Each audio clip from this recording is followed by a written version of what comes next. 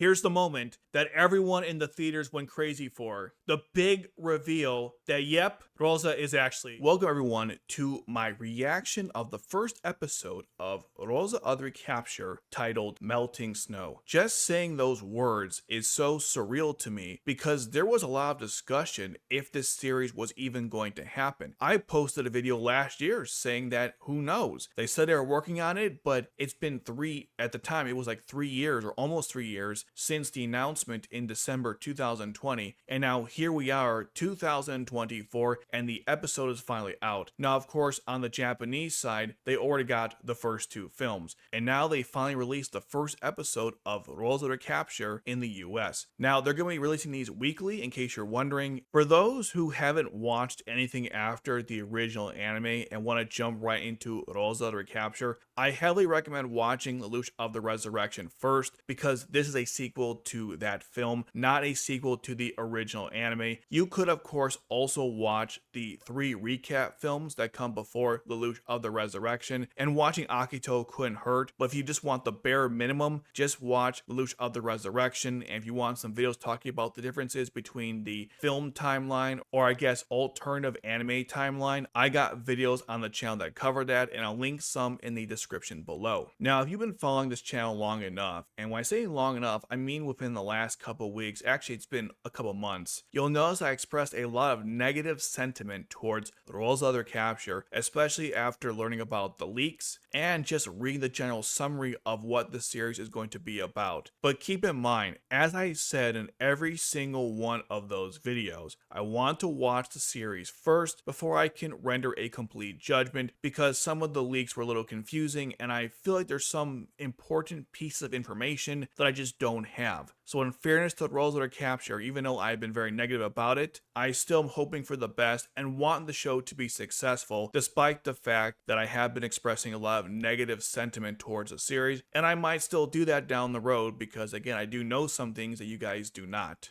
Since I mentioned that, here's a disclaimer that I will be reacting to this episode with the knowledge of the first 2 films. I'll try to keep the spoilers though at a bare minimum, but sometimes I might interject something here or there. So as the GOAT would say, not all tasks at hand have been cleared. Let's watch the first episode of Roze Recapture, Melting Snow. I'm really excited, so let's get to it. We got our 2 girls running over here. These are the Camdens, by the way. They look pretty cool. So far, 9 frame animation here looks pretty solid, which is good because I was concerned about it. Why are they attacking them?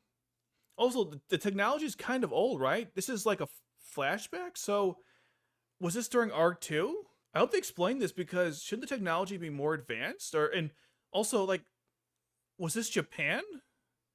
Huh. That's really weird. Well, anyways, they got separated over here, and there they go. All right, here we go. Here's our narration. Looking really forward to information here, because I wonder what hell happened. Until it fell Lelouch. Okay. Good. Lelouch got rid of it. That's true. All right, this is R2. This is Resurrection, so make sure you watch that. Okay, the UFN took over. Yes. Britannia Republic. What the hell? Why was the Democles shown there? And they're using the, like, what? Co-op here, the faction of Britannia forces declare war on Japan? Surprise attack on the Hokkaido block? Swifty seizing control and the new proclaimed Neo-Britannia Empire. More Democles bullshit. Japan is made a Britannian territory. Wait, that's it? That's the explanation? That doesn't explain anything. Oh my god, I knew this was going to happen. I read the description on the website and I was looking at the leaks about what they said happened to, or what was the catalyst of this, and that's all you have for me? Schneizel formed, he took the remnants of the Britannia Empire, made the Britannia Republic, and then all of a sudden, a year after Resurrection, the Neo-Britannian forces just invaded Japan? Really? Why? Why Japan? Why the Hokkaido block? I know I sound my voice kind of cracked there, but there's so little information being conveyed here. In the first intro to Lelouch of the Rebellion, it gave you so much information, so much context about what was going on. Here, it's almost nothing. They took over? Why? Why are they using such primitive technology? That was the third year of the invasion, and we're seeing Akatsuki's that don't have flight unit or float unit capabilities. Where's the Vincent Vards? Where's the new Sarlins that we saw in Resurrection? Where are the ace pilots in Japan? Like, there's so many questions. You can't just tell me that, oh, a faction of Neo-Britannia invaded Japan. You gotta be kidding me. That was the best you had? And of course, Democles is everywhere. I hope they explain, I think they did in the second film, where the hell that came from. There's some funny things about the Democles. I won't talk about that for spoiler purposes, but it's just, I had a lot of concerns that the intro was going to be bad based on the limited description we got. And my goodness, almost nothing was presented there that even remotely helps me understand what the hell is going on. Because if you understand the story of Resurrection, or not the story of Resurrection, but you understand its current situation during Resurrection, then you know that Japan is not a military superpower, but they have the entire military backing of the Black Knights, which now supports the whole UFN. It's the strongest military in the world. It has the best pilots, the best scientists. The point is, there's no way that loses to Neo-Britannia, especially Camden's. Those things are garbage compared to the Kotskis with float units. Like, what the hell is going on? Alright, I won't be pausing this much, I promise. It's just, okay, I'm not pleased. I'll talk about it maybe at the end. Anyways, let's continue.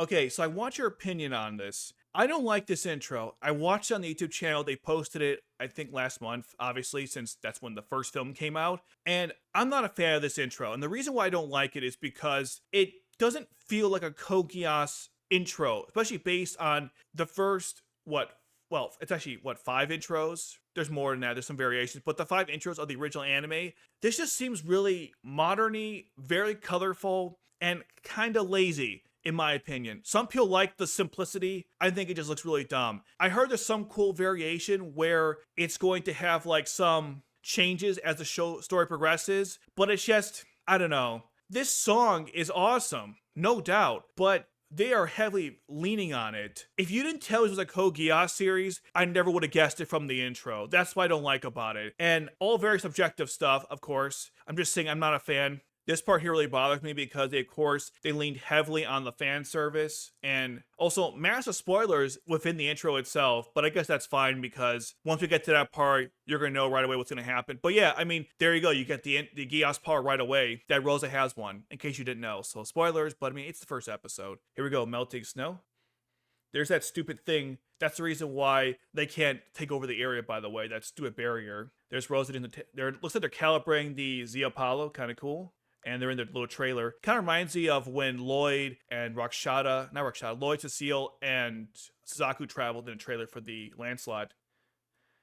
Rose got a cat? Okay. Rose really loves cats, by the way. Man, they're just killing 11s. Look, you can't have a Code Geass series about killing Japanese people. Just how it is. Yep, more dead people. That's from the trailer, too. Oh, that's from the... Okay, that's cool. I know that sounds from now. Yeah, they're killing them. I mean, it's showing the bullshit, but again, it's very hard for me to not ignore the fact that this whole sub is bullshit. But yeah, they're killing them, whatever. Oh, it's Jugo. And then their daughter, Sakuya.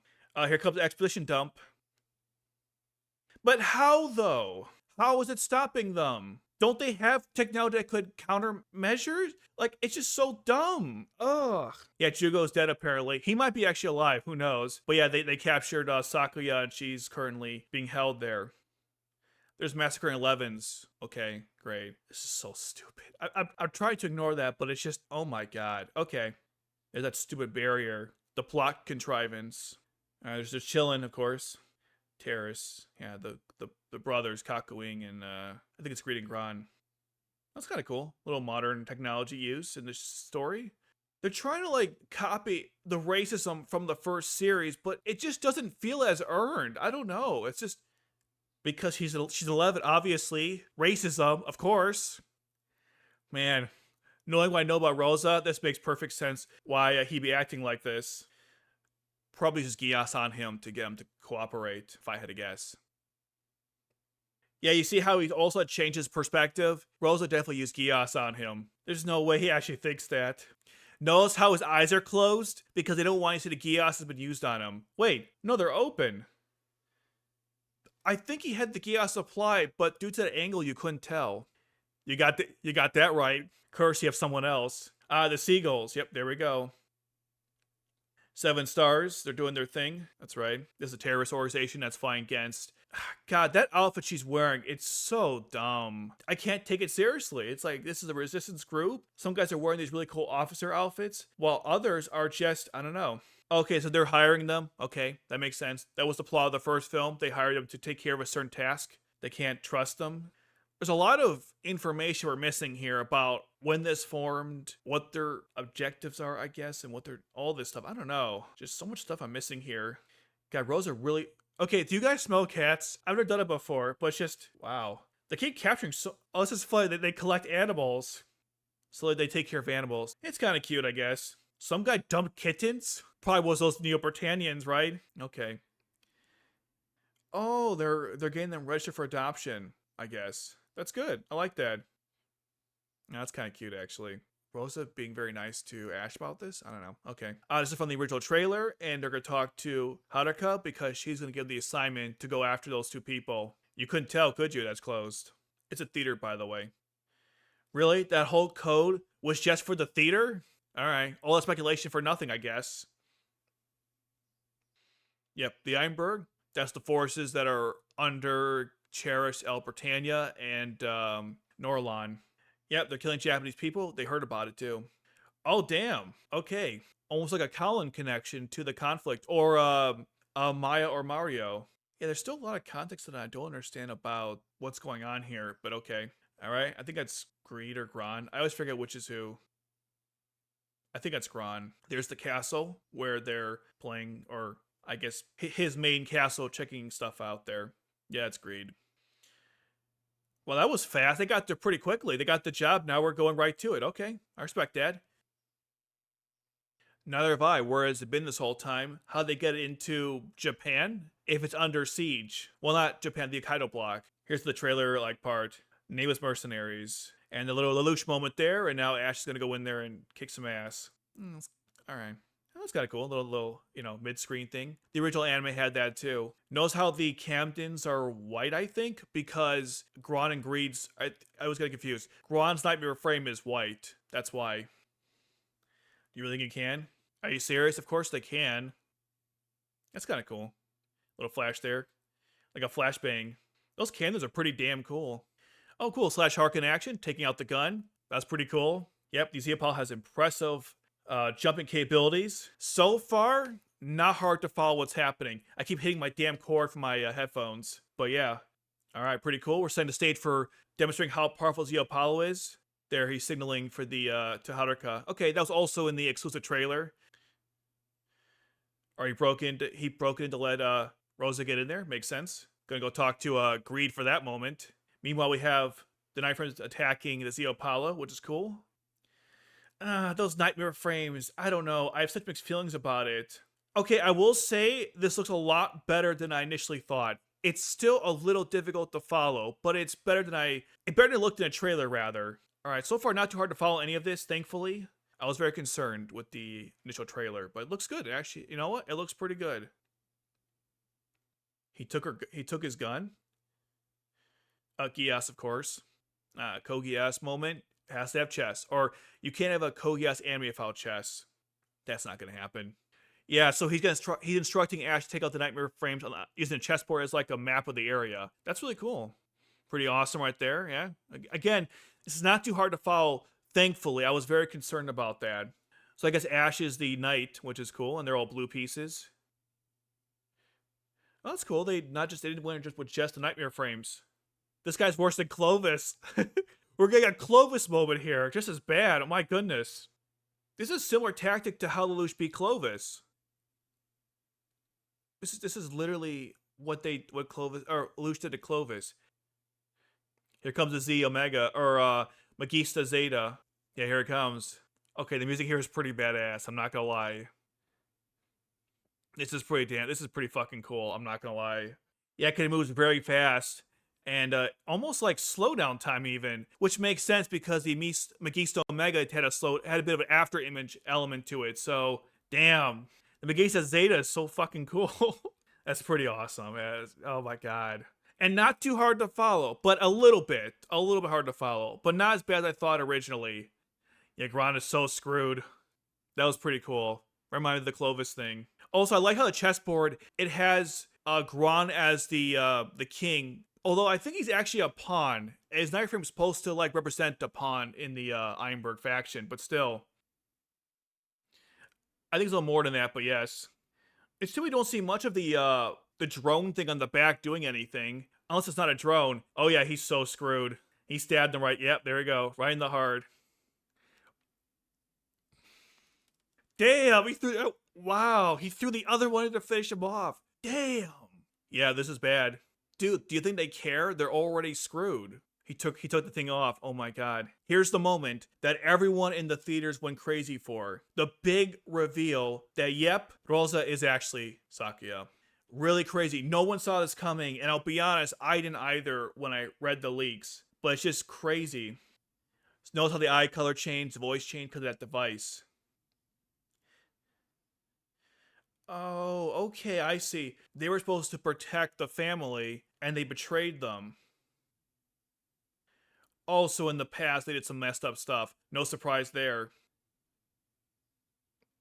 They specifically shot at them? Damn. How'd they know that? They were in the nightmare frames. That's crazy. Yep, your friend, Sakura. A chance. You know what's coming next. You know what's coming next. Cool music, yeah, like that.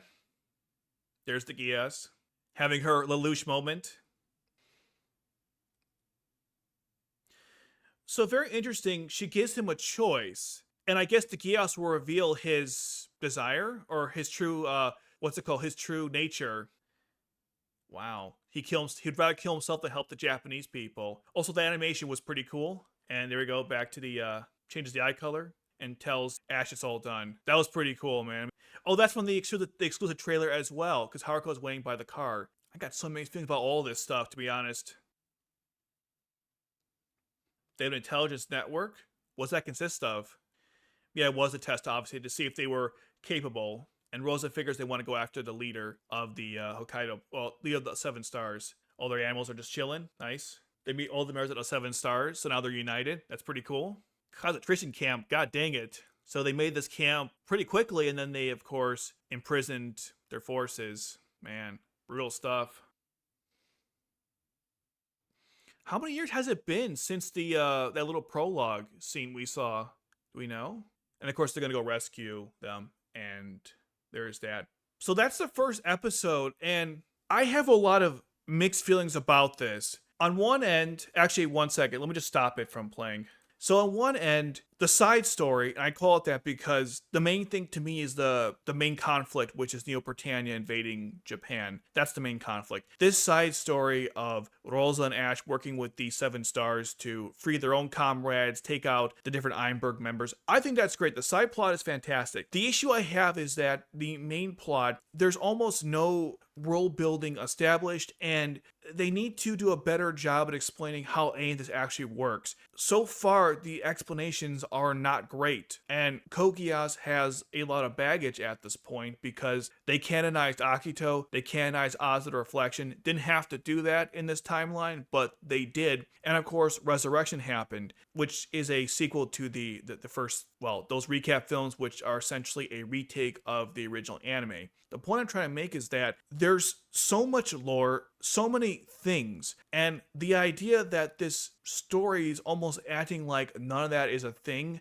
is kind of frustrating because this is a major conflict. And one thing the intro made very clear, and I don't think they realized what they did, they said that the world was at peace, and now it's not. Which means, is this the only conflict going on right now in the world? If so, why wouldn't it be all hands on deck to stop it? I mean, it took place a year after Resurrection, which is still hard to believe. And then 4 years later, here we are. I don't know how old Saki and Sakura are. They looked like they were... Yeah, I'm not sure how long it was between that little prologue and now, but the point is, it's been 4 years since the conflict started, and it's still going on. And to me, that's a problem with the story as a whole. If you ignore that, I like Rosa.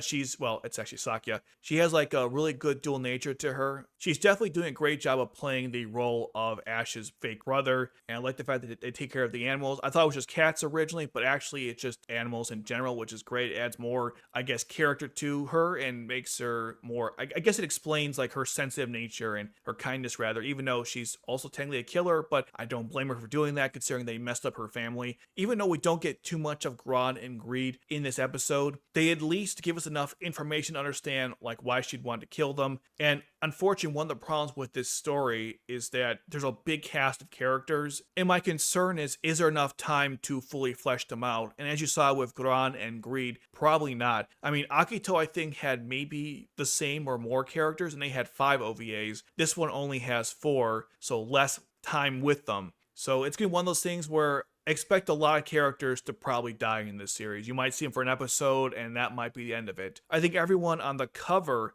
of the first film are probably going to be main characters throughout the entire series. Everyone else, I'd hold your breath. They probably won't be alive too long. I think the 7 stars will be for the entire series, but other characters, probably not. So we'll see how they balance that out. Overall, despite my complaints that I had going in, a lot of things seemed better than I had thought. Nightmare Frame combat was better than I expected, which is great. It didn't look good in the trailers. For some reason, it looks good in the episodes. Maybe they slowed things down. I don't know, but it looks way better here. Again, the characters are all great. I'm definitely interested where we're going to go from here, specifically the rescue of the leader of the 7 stars, and of course Sakura, and learning more about Rosa and Ash's past, and hopefully give us more world building about how the hell we got her to begin with. Don't worry, I'll be doing a lot of videos analyzing what we learned from this first film, and I'll be reacting to the other episodes of Rosa of the Recapture, so make sure you like the video and subscribe so you don't miss those videos. And now let me know in the comment section below, what did you guys think of this first episode? Did you like it? Did you not like it? Do you like the direction they're going with? Do you like the idea that Rosa has a Geass power? Not like Lelouch, I mean, it commands people, but it's through sound, like Ray, which I think is very interesting. Literally anything you guys want to talk about, just leave it in the comments below. And until then, I will see you guys in the next video. Take care.